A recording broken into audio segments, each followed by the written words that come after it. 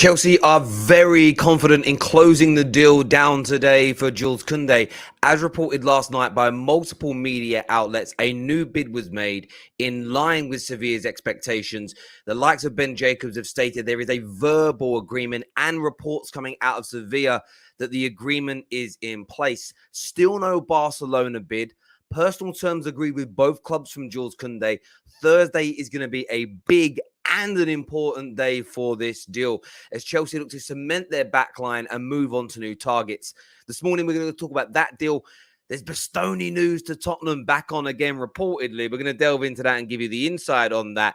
Saliba to Barcelona is a name that emerged last night, and I'm also going to give you my opinion on that too. Plus updates on James Maddison and, of course, Tielemans leaving Leicester City and much, much more. Make sure you smash the like button, you subscribe, retweet, whatever platform you're watching on. Let's go.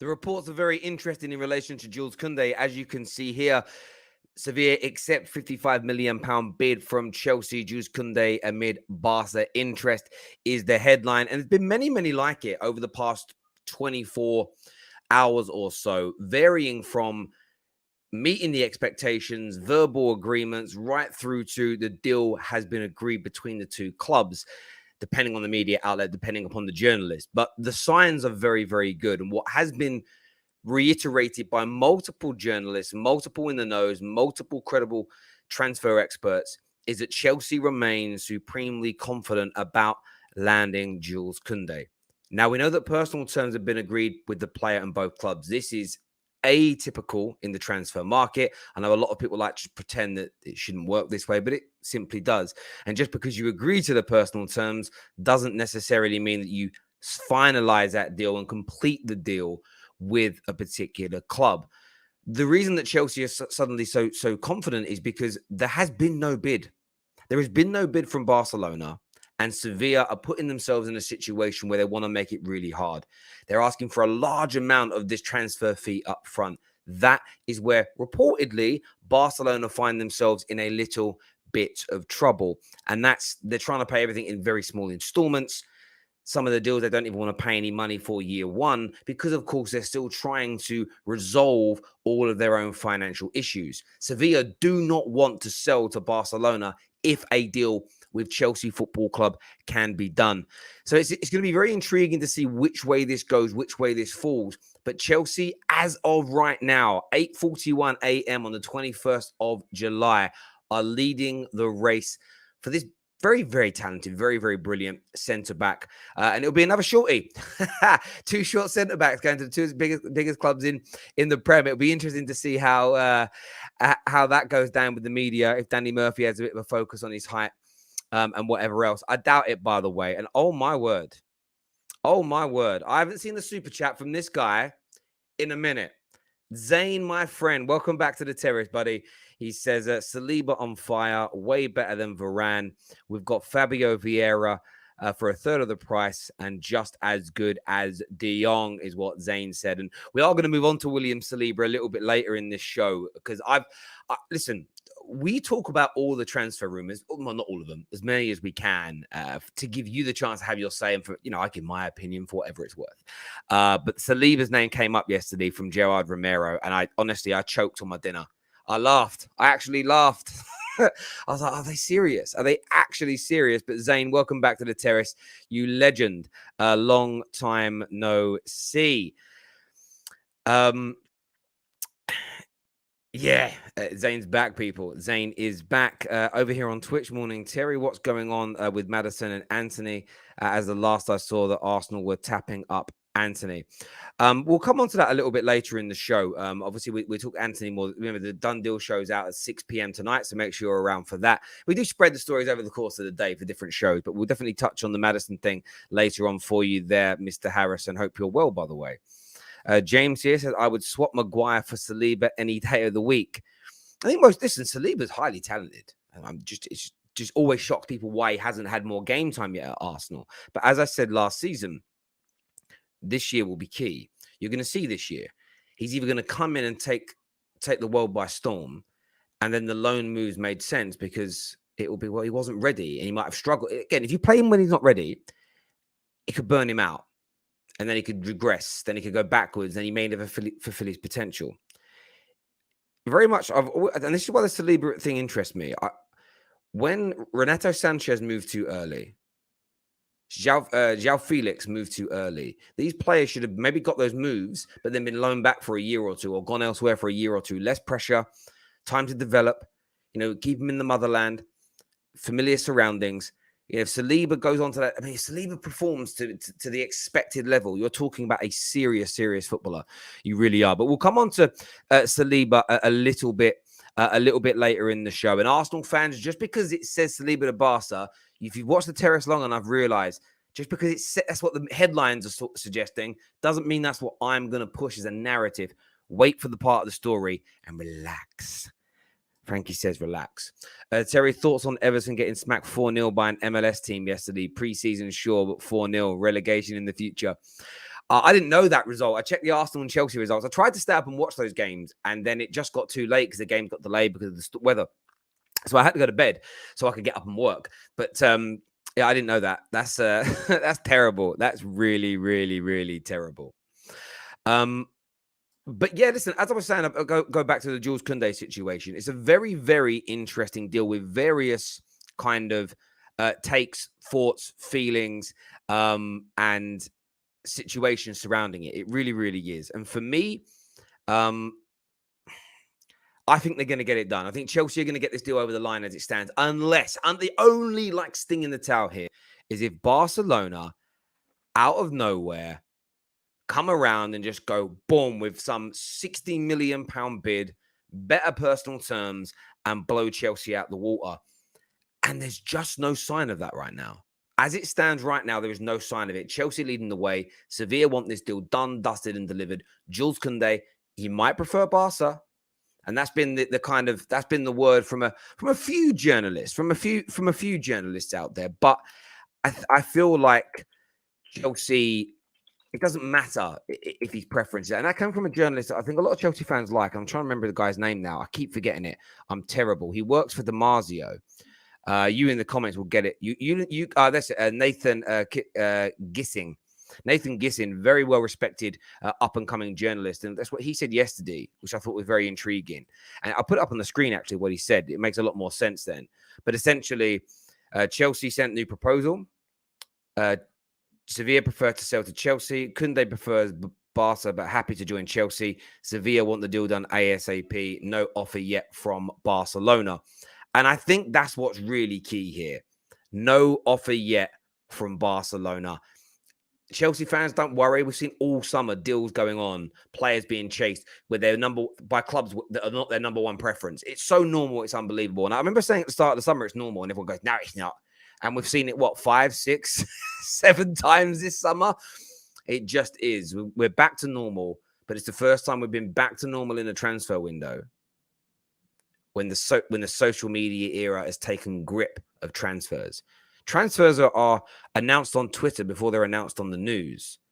It wasn't that way 2 or 3 years ago. It's really developed. But when it was developing, it was in the sort of pandemic times where there was far less business going on, far less money being spent across the board, far less, not as many deals going on, really, barring that crazy Chelsea summer where they signed 77 players. But there we go. Matthew here says, surely Barca's economic lever isn't going to make a difference because surely Barca would have been planning for it and agreed a deal in principle. Potentially. Listen, I think Barca's... Maybe it does, maybe it doesn't. What I don't understand about Barca's situation is the way business works in Spain, because I've never worked there, lived there, and educated myself on it. Do these sales count as direct income for the football club? And the reason that I say that is because you can still only spend 70% of your income on wages. But the sale of assets, in the way they're doing it, will that be considered direct income and turnover for the business? Or will it be looked at as something different? I don't know what it would be looked at, but the question I'm asking, that's important, because if this new 300 million is turnover, then it helps you in transfers because it's huge turnover. So yeah, I think it's intriguing to see how that kind of works out. No one really knows, because one thing we haven't had given to us is this is by the way what Sky Sports and BT need to do is they need to get a financial expert from Spain on to explain it. And it's boring maybe, and it isn't sensationalism, and there's no hyperbole in it. But they need to get professionals on to explain to us how it works, because they're clearly not breaking rules. There's clearly a way out, but nobody understands it, because we're getting football journalists to talk to us about it. I don't mean it rudely. Football journalists are not financial experts. When it comes to financial matters, you need a financial expert to explain it, and a financial expert that specializes in that particular area. It's just as simple and as straightforward as that for me. Barca are going so deep and hard with the levers makes the Super League more likely, is what VK says. Listen, there will end up being something like a Super League. No shadow of a doubt, there will end up being a Super League of some description. It will probably be done by UEFA. UEFA will probably just do the same thing themselves. The only reason UEFA and a lot of the TV channels were annoyed about the Super League originally is because it cut them out. That was it. Point blank, period. That was it. The only reason. Lorette here says, yep, social media has changed the manner in which transfer business is conducted. Well, it hasn't changed how it's actually conducted between the clubs. It's changed how it's reported on. Fans demand almost minute-by-minute updates. And when you get minute-by-minute updates, you see the ebb and the flow of a transfer. The ebb and the flow becomes confusing. You look at the De Jong situation. We're seeing public negotiations 101. 3 different narratives being spun at exactly the same time by multiple credible journalists. Why? Because every camp's got a different dog in this fight and is pushing for different outcomes. So you get multiple stories. It was never really like that when it was newspaper and Sky Sports based, because you would read your particular newspaper, you would watch Sky Sports, and you would hear that narrative and go, that's what's going on. Now you're seeing all these reports fed into you simultaneously, and it feels like, oh my God, I don't really understand what's going on. It's always operated in this way. It's like the first time they told everybody that a club was paying installments for a player. That had been going on for years. But it gets reported in a new way, and you see it in a different light. Oh, it's bad or it's good, whatever it may be. It's been going on since time. The same as the first time it was reported that net spend weren't real. Football fans' minds went crazy. What? Net spend isn't real? No, not in the basic sense that it's discussed on television. It just isn't. It never has been. Example would be Christian Eriksen. He in a free transfer. Wages are higher. And there'll be a big signing on fee. What budget do you think that signing on fee comes out of? It's crazy. But listen, I don't like going into it because people love their net spend because it's a great argument when their club's in a good space and they never want to reject that it isn't real. But Jules Koundé to Chelsea, that deal could complete today. That deal, I want to say complete, I mean complete between the clubs, a finalization, moving on to medicals and everything else. So there have been reports that a verbal agreement is in place. There's other outlets suggesting that the deal between the two clubs is done. But essentially the holdup is Jules Koundé still waiting to see whether Barcelona will make that official bid, and will that official bid be accepted by Sevilla so he can make his mind up. But as already iterated, personal terms are already agreed. Personal terms are already agreed between both clubs and the player. I mean, in fairness, Chelsea have had personal terms agreed for a long, long time. By the way, people, if we hit 850 likes this morning on the show, we will give away 10 more free memberships to you. That's 850 likes, and we'll give away more memberships for you. If you're watching over on Twitter, by the way, feel free to come join us on YouTube if you want to enter that as well. If you're watching on Twitter, give this a bit of a retweet, please. That would mean a great deal to us. And everything else. I want to move on to some of these other deals. Because they're interesting for me. And I want the first one I want to speak about is the maddest story that I saw yesterday. Gerard Romero, he put this out and he stated that Arsenal defender William Saliba is one of 5 defenders on a list of alternatives to Jules Kounde should Barcelona miss out on Sevilla. But his name obviously started trending. His name started trending because the way it was kind of presented by Gerard Romero was interesting. He was like, I told you about a secret name that I couldn't mention that Barca were interested in. I can now exclusively reveal that was him, William Saliba. And I laughed. I'll be honest with you, I laughed. I was eating my food. I was eating a little bit of fish last night. I was sitting there chilling. I was eating my fish. I was having a good time. And then I read that nonsense. And I'm calling it nonsense. I read that nonsense. And what I mean by nonsense, it's probably true, right? There is probably an element of truth that William Saliba is on a short list at Barcelona. It probably is true. But he ain't going anywhere. William Saliba is not going. He is not going to Barcelona, least of all this summer, in my opinion. Just like Saka, Arsenal see him as untouchable. Arsenal want to now integrate this young talent into their team and go to the next level. And look, Arsenal are having a brilliant preseason. They look quick. I was watching some of the highlights of their game this morning. They look quick. They look sharp. They look decisive. I mean, Reece Nelson's even looking good. I did see a Gal tweet saying, should he get a chance this year? No, he ain't good enough. But even he was looking good. And they've got some young talent coming in. They're going to sign at least 2 more players, in my opinion. Arsenal are going to be a threat this year. Unless there was a stupid bid, unless Barca come in, and I don't think they've got the facilities for this big man, unless they come in and say there's 80, 90, 100 million, there is not a cat's chance in hell of Saliba leaving.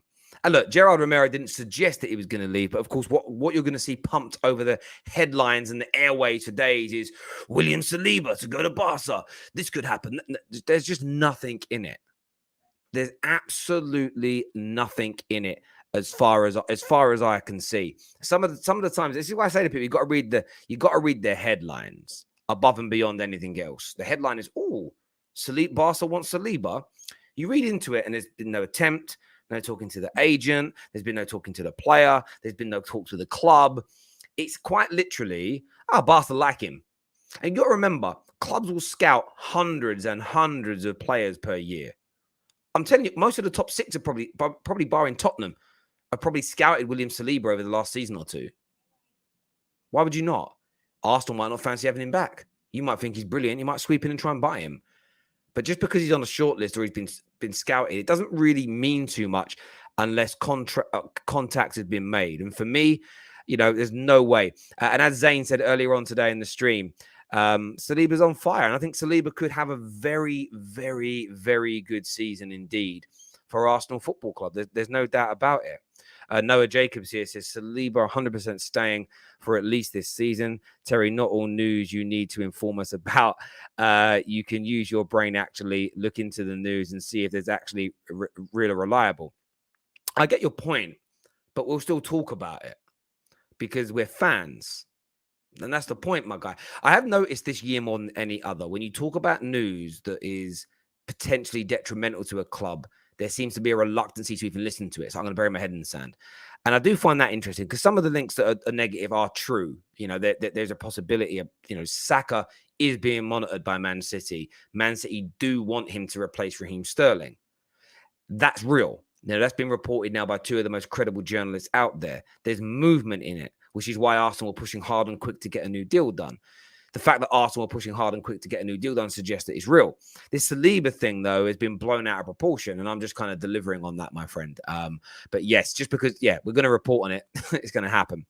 Barca expected Kounde to wait for them like Rafinha. That's a really good point. I think what Barca have tried to tell Kounde to not talk to Chelsea until they're in a position to get the deal done. Kounde's just said, no, I really like Chelsea. Kounde wants Chelsea more than Rafinha did. And by the way, Rafinha broadly agreed to all these personal terms as well. But remember, I think what I love the most about what's been exposed this summer in the transfer market is I want to make sure I word this in the right way, is a lot of the nonsense semantics behind things. Agreeing personal terms doesn't mean a deal is going to complete.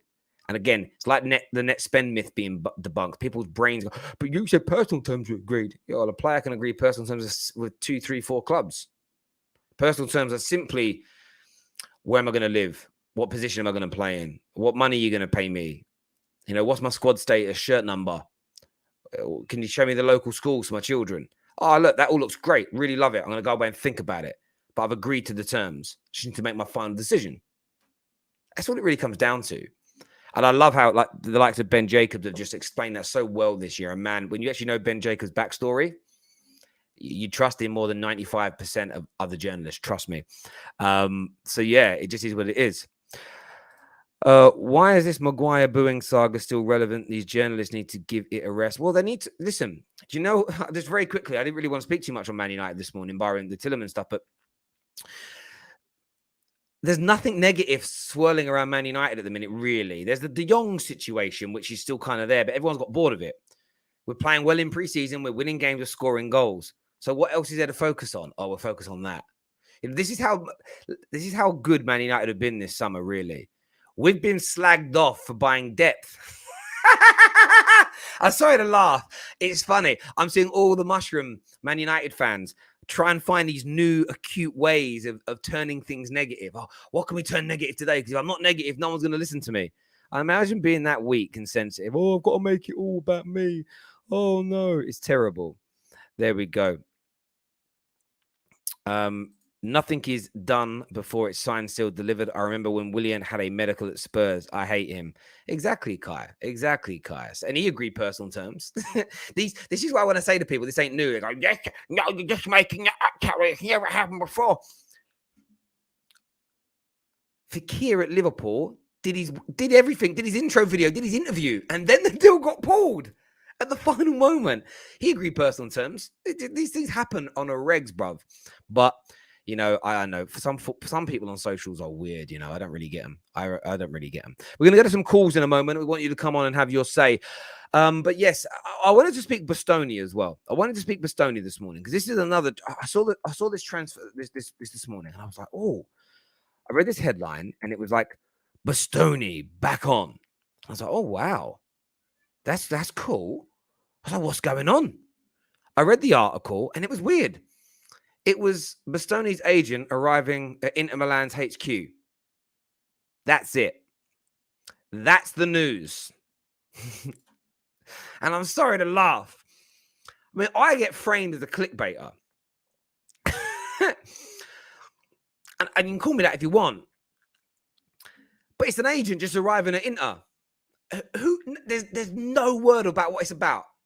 He could literally just be going for a catch-up. It's what you do. You maintain relationships.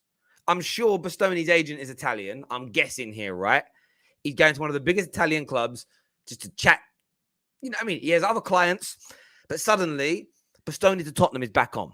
Now, what I will say about this, and this is just my theory, I've always felt that this deal wasn't off. I've always felt there was still a chance, still a possibility that this deal happens. I always have. I've never gone away from that. Even though it was kind of, no, the player's going to stay.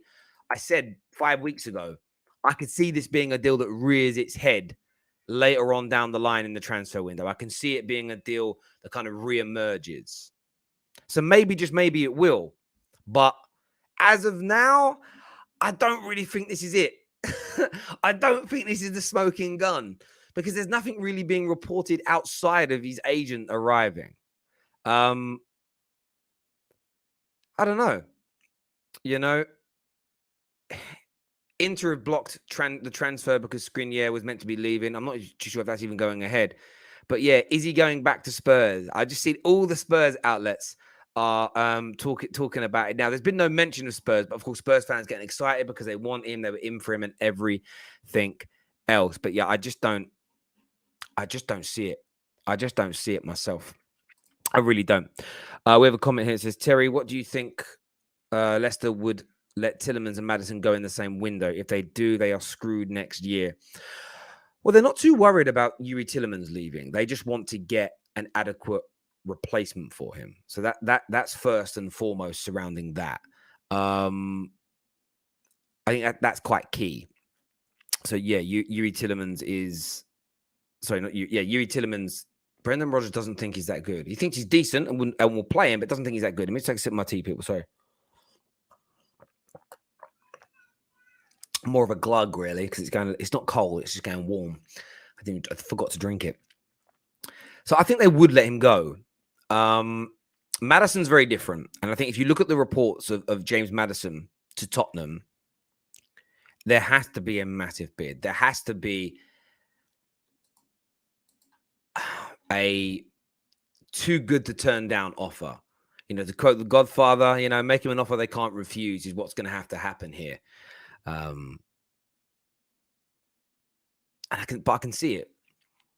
I can see it because I think if a team like Tottenham with their current squad, with their current manager, turn up to Leicester and go, look, there's 60 million to start with, say, put a 60 million pound bid down. You can see the player saying, hang on a minute, I like you, Brendan, but that's Antonio Conte. Yes, in recent years, Leicester have won more than Tottenham as well. But there's Champions League football on offer. There's playing with Son, playing with Harry Kane, you know, playing with Yves Bissouma. Tottenham really, really could be going places. They really could be going places this year, no doubt about it. So I think it's an intriguing one. It's an intriguing one. And if the right financial offers come in, I can definitely see it happening without a shadow of a doubt. Should we trust Brendan Rodgers when he states anything? I can't read that word. Oh, perpetual. Is that perpetual? Got it, I think. Bottler maybe plays Tielemans more. I think that the actions that speak where they are, that they don't mind keeping Tielemans, but they're not scared if he leaves. Maddison is very different. There is a huge amount of want for him. What's interesting around Tielemans is all going to be surrounding Frenkie de Jong, and we're going to touch on that more on the Top 6 show later today. But essentially, Man United are saying there's no plan B, but more reports have come out that Barca may not even need to sell once his new financial levers comes in. So something's got to give within that. Something's got to give. Something's got to go. So United have either got to move on to a new player or call the bluff of Barcelona and get the goddamn deal done. But Youri Tielemans could become a big part of that. And I think the Youri Tielemans deal is one that's going to go into the back end of this transfer window. And I think you could, if United don't sign De Jong, see a battle between Man United and Arsenal. But of course, Arsenal leading that race. And it's unlikely that anybody could get themselves in front of him. But I'm going to start going to some calls now, people. We've got Matt backstage. We've got Chelsea local. We've got young Tommy all waiting to come on and have their say. If you want to phone in, the link is pinned into the live comment section here on YouTube. Make sure those like buttons are being smashed. Make sure you're subscribing to the Football Terrace as well. Also, you can scan that QR code on my screen. The link's in the description to sign up to our VPN provider, private internet access. You should not be using the internet without it being protected. If you don't have a VPN, you are taking massive risks with your data, both from hackers and big tech companies when it comes to stealing your data for marketing purposes. With all that, I've happened to me recently. I used one company to buy something. The amount of junk emails I've been getting is crazy. I'm talking madness. I'm talking about 30, 40 a day, spam emails. And that's because I did something before using private internet access. Since then, none. Get signed up to it now. 3 months free, courtesy of me and the Football Terrace. Get that done. Matt's coming on the line with us first. So big Chelsea fan. Let's do this. How you doing, Matt? Yes, Terry. Let's go. Cobra Kai is coming home. He's coming to the land of the Blues as he does his celebration. Cobra Kai, he's coming home. it's a great signing, man. It's a great time to be a Chelsea fan. We're in the rebuild stage. We're finally getting our two centre backs, both who are Tuchel backed. If you don't know, Kounde's been wanting Tuchel since I think 2019, 2018 when he was at PSG. So he's been wanting him for a long, long time. So we're finally getting him and a player that Tuchel wants. And we're getting the players that fit our system. He's been playing in a back three. Koulibaly is very leadership. He's got that great, urgency. So he wants to win. Tuchel is wanting a team that other teams will get scared to play against. Kounde is an arrogant player. And it's not bad to be arrogant. A lot of people think it's bad to be arrogant. It's fantastic. He's a fighter. He's a warrior. When he gets the ball, you've all seen the clip when he gets the ball and he throws it right at Jordi Alba's face. That's one of my favorite clips, and that's what we need at Chelsea, Terry. If you just saw yesterday, yesterday for you guys, the game, we had a preseason game. Wasn't our best performance, but we can see where we are lacking, and we are lacking a lot of depth in our defense. Obviously, we're in a massive rebuild. As I said, it's going to take a lot of time for us to get our midfields. It's a lot of time to get our strikers, but we are starting from the bottom, and we are going to make our way to the top, as Drake said. So let's get these transfers in. We're starting off, again, second signing in, I think, 3 weeks, so people were getting a bit upset that we weren't making signings, we weren't doing much, but now we're finally getting business. For me, this shouldn't be the end. We should be continuing to go. We got a lot of spots to fill, but this is a start, and this is a massive, massive signing for us. It certainly is, and I think one of the first things you alluded to, buying players that Thomas Tuchel wants, and I think that is the key here. Bringing in what Thomas Tuchel wants. He didn't get that last summer. Yes, people say he chose Saul Niguez. You'll probably find it was choose Saul Niguez or nothing. It wasn't Tuchel. Sorry, Terry. It was the scouts who've been scouting him for 5 years. The scouts wanted him in the board, but obviously Tuchel's. I'll just quickly say, Tuchel, I think, is the best coach in the league, but when it comes to managerial roles, he's not that good at it. Unlike Jurgen Klopp. Jurgen Klopp's a fantastic provider at wanting to get players. Tuchel, he'll play with whatever's on the pitch. He's not one to fuss. As he said, he doesn't need attackers. If you watch last night's game, we really need attackers. So go on, Terry. Yeah, no, I know. I totally get where you're coming from. I do. I think that you have got one of the best coaches, and it's important to give coaches what they want and what they need. And it feels like now we kind of know that there was a difference between what Chelsea wanted and what he wanted by the fact that Todd B and the new regime got rid of Mourinho and everybody, because they were like, well, why are you guys buying players for managers that they don't want and think are going to work in their system? It's ridiculous. It was one of the things that, I don't know if you watched the show with me and Lee Gunner, where we went at it, and I said that Chelsea are brilliant and they win things, but they need to adapt and they need to make subtle changes and they can go to the next level. And the exact thing I spoke about was buying players for a club philosophy, buying players that fit the system that the club wants to play. And he kind of shut it down. And a lot of people shut it down. Nah, it's nonsense. The first thing Todd Bowley did when he came in is got rid of the people that were buying players that essentially go against the grain. We all know how to shave. You go with the grain, right? Chelsea were buying players for a manager that go in the opposite direction. It's actually stupid. It's like, for all the money you spend, for as good as your squad is, every time you did that as a football club, you regress. And that's the one mistake that in Roman's era happened the whole era. Right from Shevchenko, right the way through to the end. They consistently, every couple of years, would buy a manager a player or sell a player that the manager wanted to keep or didn't want to have. And the amount of times, with Jose famously, Antonio Conte famously, and like Lukaku last year famously, there's multiple examples of like signings that just did not fit what your club was doing that, for me, sent you backwards, if that made sense. And that's why I'm worried about the Todd Bowley era as a rival of Chelsea, is that if you sign these managers, the players they want and need that fit their systems, you lot will be dangerous, absolutely dangerous, in my opinion. No, I agree. And I think Todd Bowley, as I said, we've all loved Roman. We love what Roman's done for us. There's no taking back, the bads and the goods, but he didn't back the manager. And I was always against that. He did it to some, but not all. Bowie comes in straight away, backs the manager, right? Gives him a season where we now going to build a long-term team with Thomas Tuchel. 4 or 5 seasons. I've already said, if we finish 10th next season, I'm still happy for Tuchel to stay because I want to build a team around him. A lot of Chelsea fans have the idea in mind that, we can only deal with short coaches. It's never happened before, because we're right. Since 2003, we haven't had a manager where we can just continuously build a team around. Jurgen Klopp, Pep, they've all had teams around, build them. And let's be honest, Klopp's won one, trophy in his 7 years he's been here.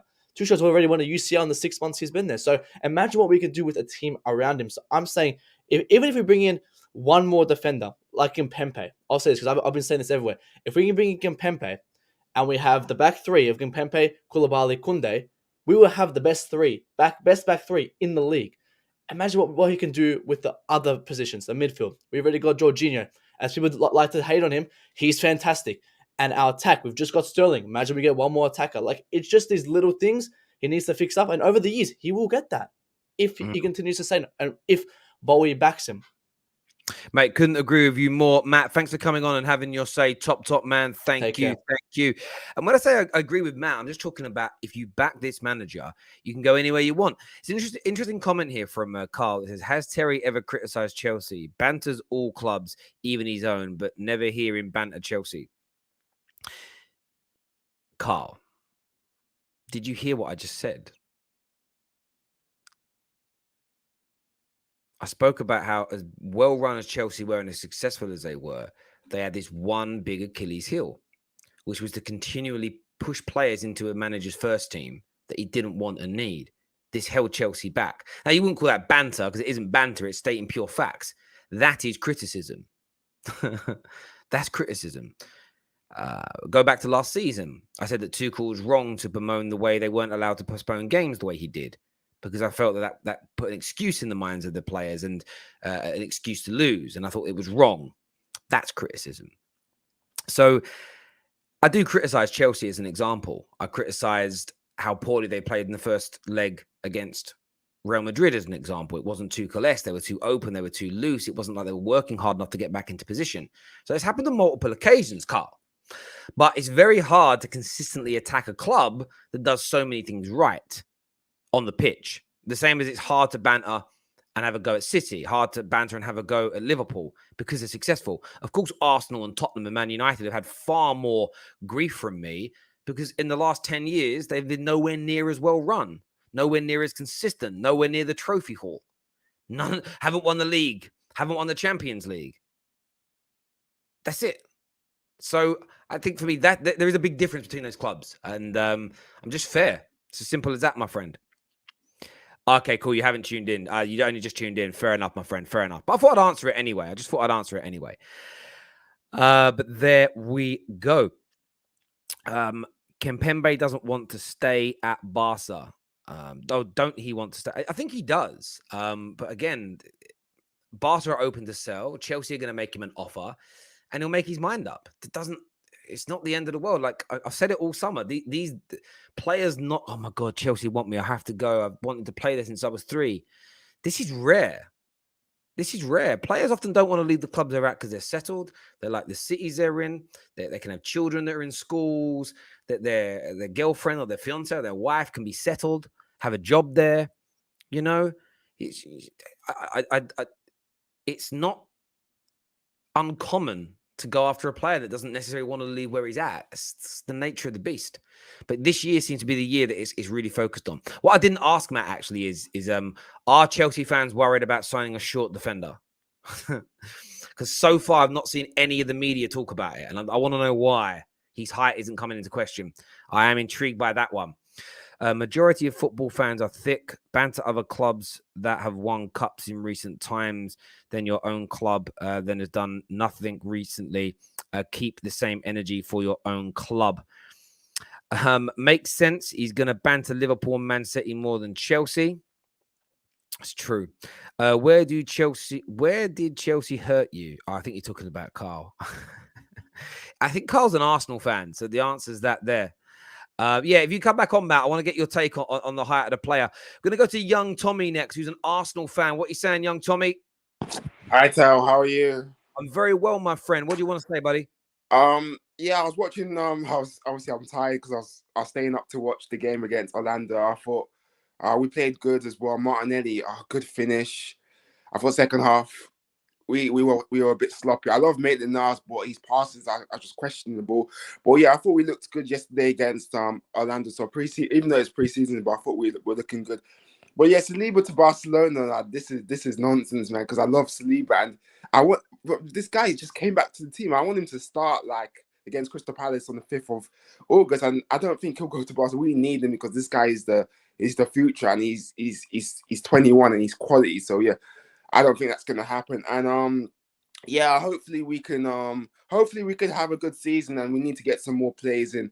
I wanted Rafinha, but obviously I knew he's at Barcelona, so good luck to him. So hopefully, and Gnabry signed a new deal in it, so it's a shame he's not going to come back to the Emirates. I hope we get Leroy Sané because I like Sané. Hopefully we can get him, Tielemans, and that, because we need to hurry up and get more signings, because the signings we've got, it's not enough for me, man. So we need to try and get more signings in. But hopefully we could have a good season, and like I said, it's make or break for Mikel.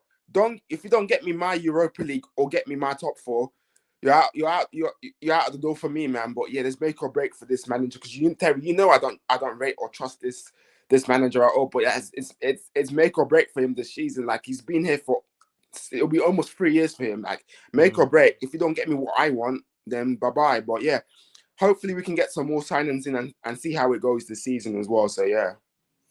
Listen, I think that it is make or break for Mikel Arteta. It's not make or break for Arsenal, because Arsenal Football Club will be here beyond this season. But it's make or break for Mikel Arteta. You're looking great in pre-season. You'll add at least 1, maybe 2 more signings. You've put Gabriel Jesus in, Fabio Vieira, Zinchenko's come in. There's likely to be a winger, another attacker that comes into the team, and maybe 1 more midfielder. If you bring in a good quality winger and another midfielder, say Yuri Tielemans or Paqueta, if you bring in those 5 players going into is it Arteta's 4th full season, 3rd full season, but like 4.5 full season, because he's been here since 2019. 3rd full season, but yeah, here since 2019. There is no excuse other than to challenge for every cup. Yeah, win the Europa League, or at least, like, if you get to the final of the Europa League and you're playing against another brilliant team and you narrowly lose, that's very different to being knocked out in the quarterfinals by a team well below you. But you need to be highly competitive in every competition. You need to be consistent in most games. You can't be going on runs of 2, 3, 4 games on the bounce, losing them. You can't be 7, 8 points clear of a Champions League place with 4 or 5 games to go and miss out. Like, there is no more excuses for Mikel Arteta during this season. And I think that's a good thing for Arsenal fans, because it puts a big internal fan debate to bed. And the fact that he's being backed, the fact that by the end of this summer, what would you guys have spent on his squad in its entirety? Like £400 million. There's just no more excuses. And, the sky's the limit now. Like, he can't fail. Like, if he's good enough to mix with the elite managers, he has to now prove it. It's his team, it's his squad, his philosophy is embedded. Pre-seasons look great. Go there and start delivering in the Premier League now is what's got to happen. Yeah, because one more thing, Terrace, because by October time we've got some tough games like the derby, obviously Liverpool at home, Man City at home, and all that. If we get battered in the derby, and obviously we're going to lose to Liverpool, Man City anyway, but if we get absolutely battered by all 3 of them, then he's got to go. And Tommy, I'm going to interject. That's the point there. Saying you're going to get beat by Liverpool and City, that if that's what you like, say every Arsenal fan believes what you believe, okay? We're going to get beat by those teams anyway. Then Arteta, we are. But then Arteta ain't the right guy. Yeah. If you truly believe in your manager and you truly believe in your squad, and you spend nearly £500 million on your squad, you should not be going into games against City and Liverpool going, we're going to lose them. Like, you shouldn't. And the point I make is this. I don't expect Man United to be title contenders and brilliant this year. But I expect a quality coach with the squad we've got to allow us to go into games against City and Liverpool to think we've got a chance. To go into those games going, we're going to lose, that tells me you haven't got faith in an element of your club. Chelsea fans don't go into games against those teams thinking, we're going to lose. They just don't do it. Spurs fans will not go into games against those teams next year thinking, we've lost. That's 3 points gone. They're going to go in with a belief they can win. Not the favourites, but a belief they can win. And if Arsenal fans don't believe they can beat those teams, that's a resounding message about how they feel about their manager.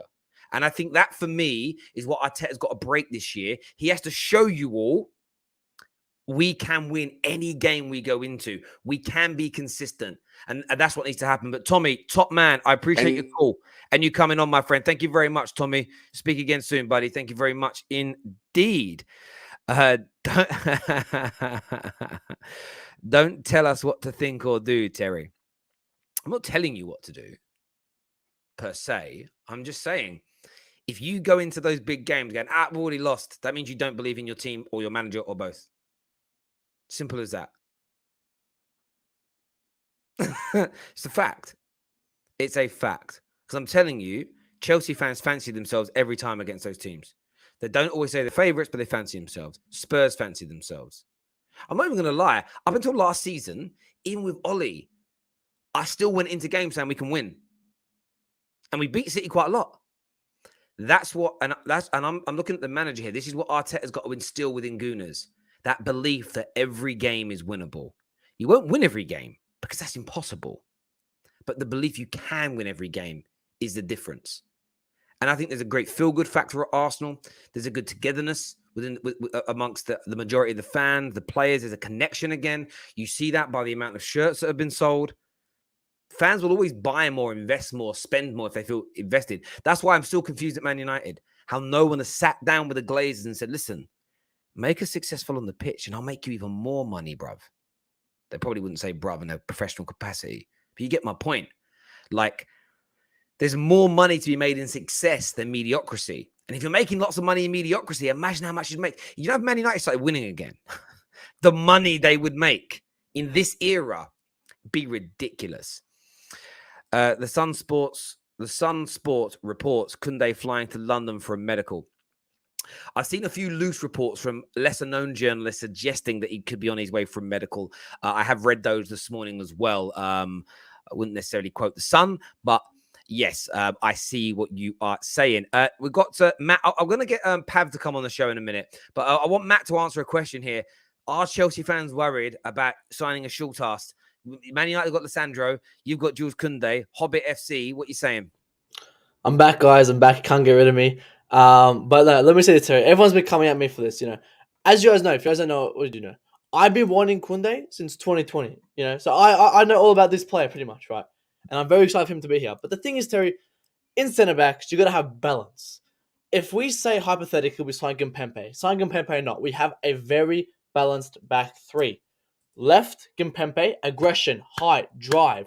The middle, leadership from Koulibaly. And we got the right, we got that short Koundé, the guy that you say is short, is 90% of his aerial duels in the Liga last season. I'm not scared of it. He's 5'8", right? Yeah, it might be small, but we've got a balance. Aspilicueta played right centre back. He's 5'8". Reece James played right centre back. He's 5'9". When you've got a balanced centre back, and because we play back three, it works in our favor. If we were to play back two, Terry, I'll maybe kind of say, yeah, I'm a bit scared, but I'm still not scared because we're going to play in a systemated Tuchel role. Tuchel signs his players for a reason, right? Giving his aggression, giving his drive, his urgency is what we need at Chelsea. I'm not scared of the high situation. We might be in a game versus Tottenham, right? And Conte will be like, go play the ball over the top against Koundé because he is short. Doesn't matter to me because we've still got those players behind him. We've still got the players around him that will give him the drive to keep going. He might miss a header here and there, but it's not a factor I'm going to be scared of. Fantastic defender. We signed him. We signed Kimpembe. We've got the best back three in the league. Kepa, Mendy, and goals, whoever it is, we're going to have a fantastic defense next season. It's just our attack we have to worry about. But appreciate bringing me on, Terry. Just want to answer that question for you. No worries at all, mate. Really appreciate it. Cheers, Matt. Thank you. And it's interesting because Reece James played at centre-back many times last year. And he's not even I've just checked. He's not even 5'9". He's 5'8" and 7. So he's not even quite 5'9". The only time a height of a defender has come into question that I've ever seen has been Lisandro Martinez. There's been so many defenders in and around that height that have done brilliantly in European football, world football. It isn't really an issue. And it's funny how these smaller defenders are winning more headers than the taller defenders. It's as if timing really matters. But there we go. Koundé is 5'10". Yeah, 5'9", 5'10". We're talking this much difference. It's about the same height. Do you know what I mean? There isn't a great deal. Next on the show, Pav is here with me. Man United fan. What are you saying, Pav? Oh, how's it going, man? Yeah, this Frenkie de Jong saga continues. I wanted to start off with a question. They played a game the other day. Why the hell are they playing him if they want to sell him? I don't get that because I know for a fact that a lot of clubs, we did the same with Lukaku. we didn't play them. We don't play players when you're about to move. And Barca, for the last 3 months, have been telling everyone Frenkie de Jong's got to go. So if you want him to go so bad, why are you going to risk him of picking up a injury? Could be a serious injury, light injury, or whatever. But you've agreed a fee with us, but you're playing him. What are you lot doing? I don't get what's going on. This whole situation. Like, I'm not angry about anything. I just find it hilarious. But yeah, I don't know what's going on. Like this whole Chelsea stuff as well. I don't know if it's being pushed by Barca. I've not really heard any English journalists speak about it a lot. Obviously, you had Ben Jacobs saying something about it yesterday, but I don't know if it's Barca trying to get other clubs involved. But I think they're kind of taking the piss out of everyone at the minute because you've got Nagelsmann coming out and saying how they're buying all these players. Like, what's going on? Like, I know you got some financial levers coming in, but shouldn't you be using a lot of that money to clear off your debt? What are you doing buying all these players and making out like you've gone from eating mackerel, now you're back at the dining table eating caviar? Like, what's going on? Like, I don't know. I really don't know, man. It's hilarious. I hear you. I think the playing him, you can look at it both two ways. I don't think United didn't play Lukaku because of risk of injury. I think United didn't play Lukaku because he was being a cow son. He was being disruptive. He was being frustrating. He was leaking training data on the internet like weirdo. Look, if I'm at Chelsea, Man United, Bayern Munich, they're the three teams whose names are being linked to signing him still. If you're a fan of those clubs, I'd rather him play in pre-season and be fit for the start of the campaign than be sitting on the bench, not ready. Because then, say you did bring him in on deadline day, you're then probably looking at 3 to 4 weeks of getting him fit. So you're not even going to see him ready until October, And I think that for me is key. So I think him playing isn't really a problem. In fact, he's playing at centre-back is interesting. Maybe it's because they don't have centre-backs rather than anything else. But yeah, look, the saga is painful to listen to, painful to watch. But I don't really feel like anything's changed too much in the last week or so. I believe the story that Simon Stone has put out, that's just my personal feeling. I think the deferred wages is holding this up. That's why when Chelsea have been linked, you haven't really seen Chelsea. If Chelsea knew they could sign him and it wasn't about deferred wages, I think they'd put that bid in and get it done. But Chelsea are going to hold back as well because they know, like everybody else, that he ain't leaving until he's given an adequate. He's made an adequate offer for the 17 plus million pound that he's owed. I think he'll forego the money of a couple of years' time, the 35 mil per year, because it's almost they don't want me here, I'm going to go. But I think he at least wants some of the games that he's already played. The 17 million owed over the past 2 seasons, I think he wants a substantial amount of that given to him, and he's got every right. That's my personal thought. Otherwise another club would have come in and nobody else has come in for him yet. And I think it's because they all realize there's no point until that's resolved because he won't leave. So see, the only thing that keeps me going is that obviously there's talks of this Chelsea thing, but there's no way that the club would still be in this if there wasn't a chance. Like Ten Hag would have, if he knew that Frankie don't want to come to us, he would have just asked the club to move on to other targets. But I think he's like maybe giving him reassurances about joining. But obviously we know about the whole wages and stuff like that. But I'd like to see Man United, like Arnold and Mert, play some games with Barca as well, because the amount of games that they're playing with like clubs around Europe, I think that someone needs to teach him a lesson a little bit. But yeah, just before I go, I just wanted to ask you about Anthony. Like, how confident do you think? Like, do you reckon we've actually got a chance of bringing him in? Because I said to you the other week, the fee that's being talked, there's no chance he's worth that much. I know, like Ten Hag wants him, but you said yesterday the outputs don't match the fee, and I agree with that. And I wouldn't be shocked, and I wouldn't be upset about the club refusing to bring him in for like a high fee. But what's your thoughts on it? Like, do you think we got a chance of bringing him in, but not for like an extortion amount of money? I think you have to always look at. I think you always have to kind of look at sort of history in this. Cristiano Ronaldo, when Man United bought him, cost £12.7 million. I think it was £12.7 million. That, if you look at the economy within football has grown by something like 400% in that time. Cristiano Ronaldo's fee back then to now would be somewhere in the even more than 400%, would be somewhere in the region of 70 to 80 million pounds. Now, I'm not suggesting that Anthony is as good as Ronaldo was or will ever be as good as him. But the point I'm making is that young, very talented players always used to cost large amounts of money. But we're just seeing that money from a different lens now because it's I don't know why £12 million never used to sound a lot. Or it did back then. So when it was said that you were spending 12 million, 50 million, 20 million, when Man United bought Rooney at 18 for 27 million pound, people were going, "What the hell are you doing? That's a ridiculous amount of money." Wayne Rooney's fee back then at 18, now in modern day money would be about 130 million. Yeah.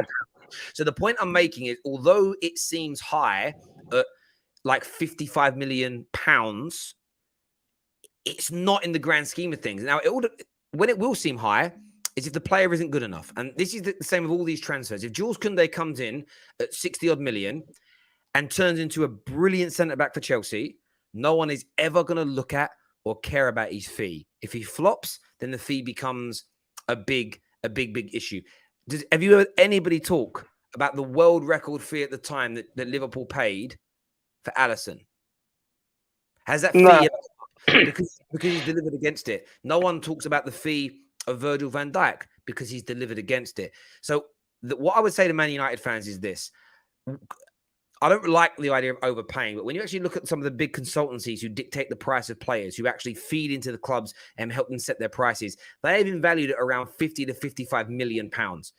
So if we're paying 60 million, you're only 5 million over the valuation that the professionals give him. Forget Transfer Market's website. That's not based on anything substantial. That isn't.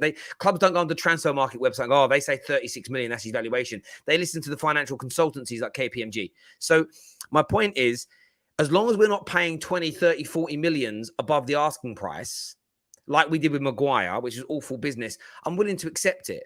You know, would there be as much stick on Maguire right now if he cost 45 million pounds? No.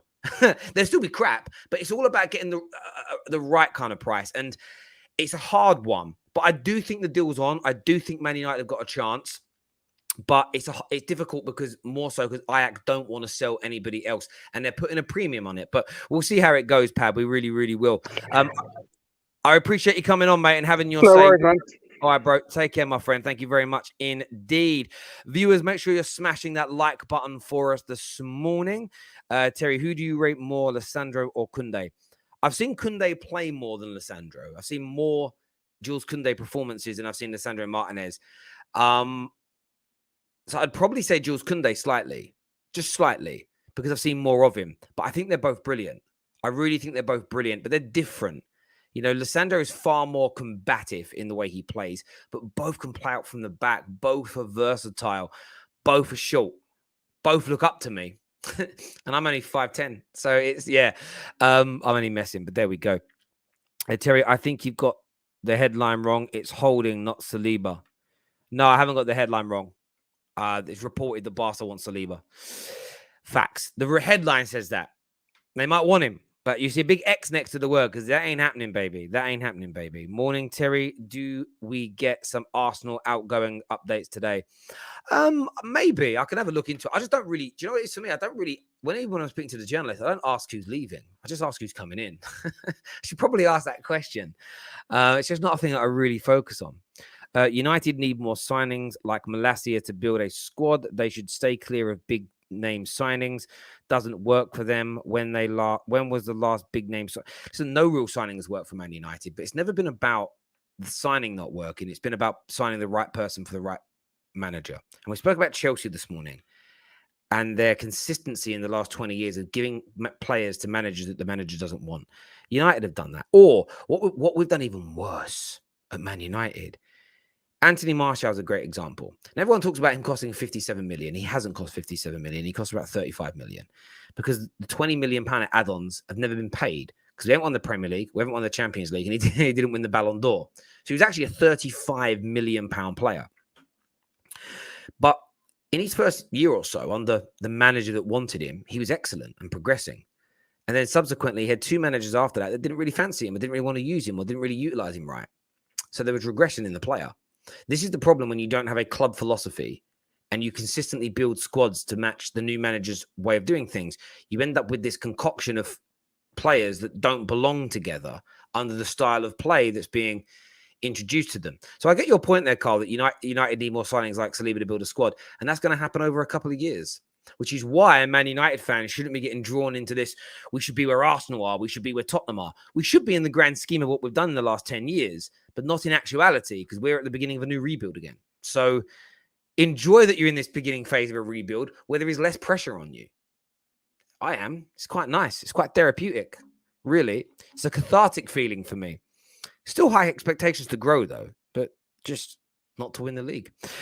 Chelsea Local's on the show next with us. What are you saying, Chelsea Local? Still high expectations to grow, though. But Well, if you could shut down that stream for us, that'd be great. Chelsea Local's on. How you doing, mate? What are you saying, man? Let me pause this. Yeah, let me know when it's closed. Is that closed? Sorry, Yeah, can good. you hear me? Yeah, what are you saying, my friend? Shut down that stream for us, that'd be great. Yeah, I did that. I can't really hear myself. Can you guys hear me? I can hear you. Keep going. Keep going. Yeah. I'll pull it out then. Right, try calling this back, my friend. Maybe he can't hear us. Try calling this back. He's having a mare with his tech. He's having a mare with his tech this morning. I don't really know what's going on there. I mean, yeah, Ben White cost 50 million. People are pointing out. Why are people mentioning Ben White's salary, transfer fee? What am I missing here? What am I missing? Next on the show, we're gonna go to Righty. What are you saying, Righty? Well, go on, Terry. Everything all right? I'm good. Who do you support, mate? I'm a Spurs fan, me. Lovely. What do you want to say, my friend? I'm just saying that obviously kind of like as a fan, I'm just saying that I'm excited about this next season coming up. It's going to be spicy. Everyone's improving. Everyone's getting more players in. I just feel that obviously we're going to be more tighter in the league this year. I just think that we can't compare ourselves to other clubs because every club has their own agenda, their own method, philosophy, and way of playing, you know. Because obviously I'm getting banter from Arsenal fans and Chelsea fans and that saying, oh, you know, spent loads on Richarlison and all this kind of jazz. Whereas I'm just of the viewpoint that actually, you know what, it's exciting because we're different methods of play coming up, different players fit in different systems. And this season is just going to be the first full season without COVID issues and stuff like that. So it's going to be a bit more intense as well in terms of like, you know, lots more fans, lots more kind of availability to see the teams as the season goes on. That's pretty much it. Yeah, I mean, look, I think you're right. It's going to be a very, very exciting season indeed. I don't think that can be denied. I don't think that can be sort of pushed down. It's going to be very interesting because I think all the teams are going to have. I actually think the only teams that might go backwards slightly could be the teams at the top, and that's maybe because everybody else improves, so that they take a few more points away. But I mean, backwards in terms of points being yielded. I think the football is going to be better. You know, all the clubs have good managers to world-class managers now. Yes, I'm excited. 2 weeks, pretty much 2 weeks tomorrow. 2 weeks tomorrow, the Premier League starts. It's crazy. So yeah, can't wait, my friend. Righty, good call. Thank you very much for coming on, mate, and having your say. I appreciate it. Next up, Ashan is on the line. What you saying, mate? You driving, Yo, mate? Terry, it's been a while. How you doing, mate? I'm good, on I'm good. my phone while driving, but the phone it's all safe though. It's in the stand. Yeah, don't look at the camera though. Oh, hello. What do you want to say? Yeah, no, I'm not looking at the camera. I just want to say Yeah, a couple of things. First of all, I think this year is going to be one hell of a season. I think it's going to be ultra competitive for the top four. In fact, the top six, let alone the top four. Yeah, Oh, I agree. I think I'm gonna let you. I'm gonna let you go because that just don't feel safe to me. In fairness, I saw him backstage. He called when he was in his house and he got in the car. Oh, what's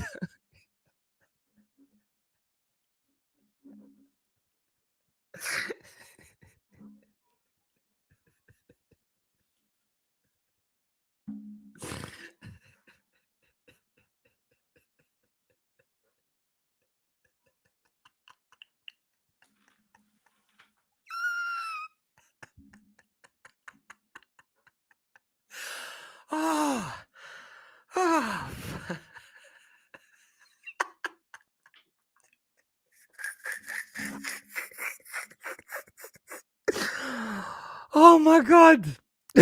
Oh fuck. I so want to know. I so want to know what that was. I so want to know what happened.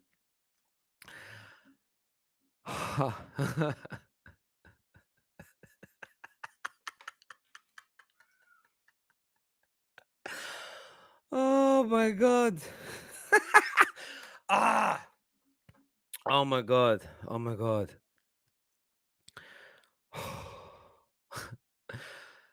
I hate that laugh. That's my laugh where I can't breathe. Oh my god. Right. I've calmed down now.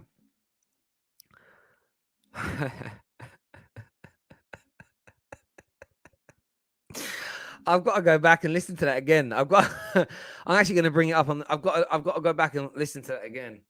I'm terrible. Hang on, people. Hang on. All right, let me go back. I've got to listen to it again. I've got to go back. Hang on.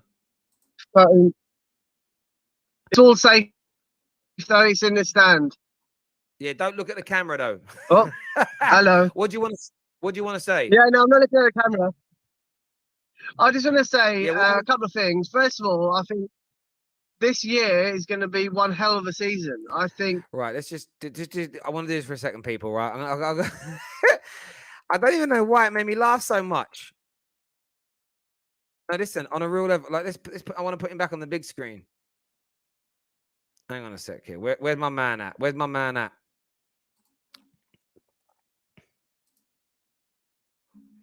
That ain't him. Where is he? Where is he? I can't find it. I gotta get the point. Here we go. Right, found it. I'm gonna you.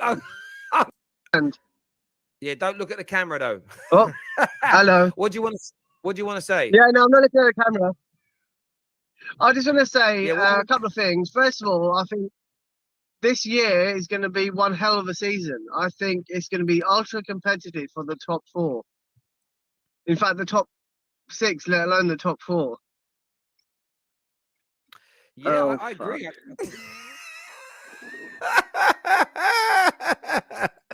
Oh, like clearly didn't have an accident. He's probably just seen traffic. It was the timing. The timing. Oh, sorry. I don't know why that took me so much. Listen, my brilliant people. We're back later today with more content for you. Top 6 show back at 6. I want you all there. Brilliant panel tonight, debating the latest transfers. And we're going to start really gearing up for the start of the season as well. Some interesting debates that are happening in our group chat yesterday that we want to bring live to you. But until next time, my people, take care. Goodbye. God bless. And we'll see you all again.